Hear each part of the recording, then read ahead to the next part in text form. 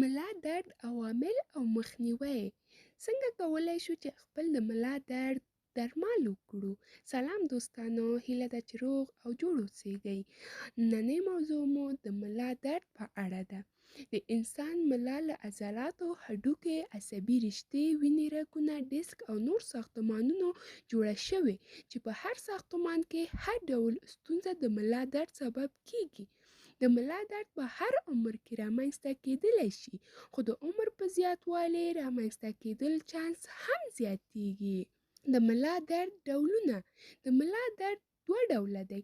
یو هغه چې ناڅاپي رامنځته کېږي او تر شپږو اونیو دوام کوي، چې په طبي اصطلاح کې حد درد ورته وایي. دویم هغه دی چې دوامداره وي او تر 3 میاشتو یا زیات وخت دوام کوي، چې طبي اصطلاح کې ورته مزمن درد وایي. د ملا درد عوامل: 1. د ملا برخه کې ضربه او یا زخم. 2. د عضلاتو سپازم یا شخي. 3. د ملا هډوکي کسر یا ماتېدل. 4. د ډیسک تخریبېدل. د هرې فقرې یا محوري ښکته او پورته غفوري ډیسک شتون لري، چې دغه ډیسک زخمي کېدل یا پړسېدل په نتیجه کې عصب فشار واردېږي او د ملا درد سبب کېږي. 5.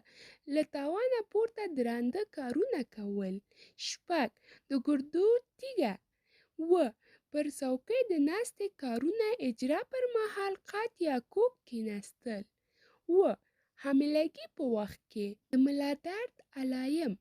د ملا درد لویه نښه د ملا په بېلابېل برخو کې درد وي، چې ځینې وختونه د ملا لاندې برخه او حاضرې لګن طرف ته انتشار کوي. د ملا ډېری دردونه څو ورځې وروسته پخپله جوړېږي، خو که چېرته لاندې علایم ورسره وي نو باید ډاکټرانو ته مراجعه وشي.